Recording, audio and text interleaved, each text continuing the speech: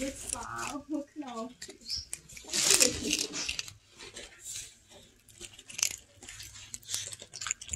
khi cho nên phải là bị ở sinh viên mà nhưng mà cái cái thì ăn không phải là